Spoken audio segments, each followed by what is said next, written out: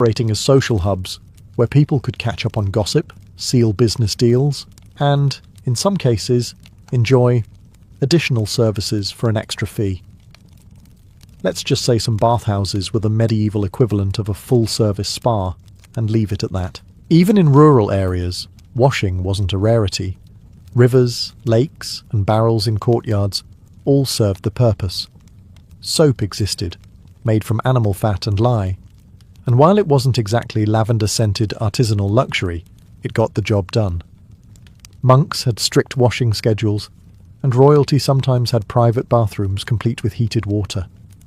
The medieval elite didn't just sit around marinating in their own grime.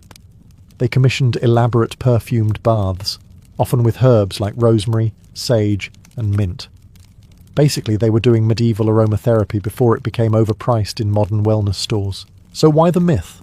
Blame later centuries.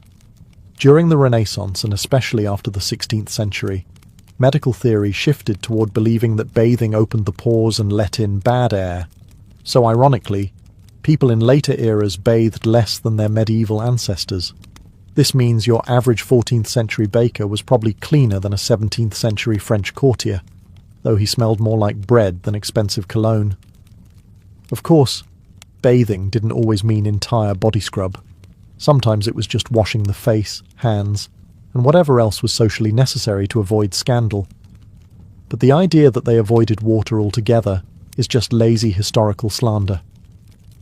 Even peasants took advantage of rainwater, which was free, clean, and falling directly on their heads whether they liked it or not. The idea that medieval people were all knee-high to a grasshopper is one of history's laziest myths. If it were true, jousting tournaments would have looked like angry toddlers trying to poke each other off hobby horses. The truth? Most medieval men averaged about 170 centimetres and women around 160 centimetres. Not giants, but certainly not small enough to hide in a wine barrel, though some may have tried during tax season.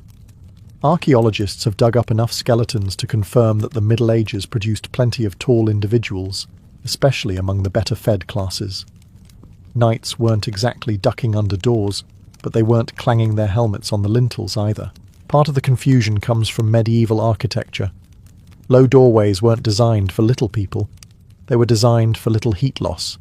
Medieval builders understood insulation better than they understood hygiene, and if that meant you cracked your forehead every time you entered the pantry, so be it.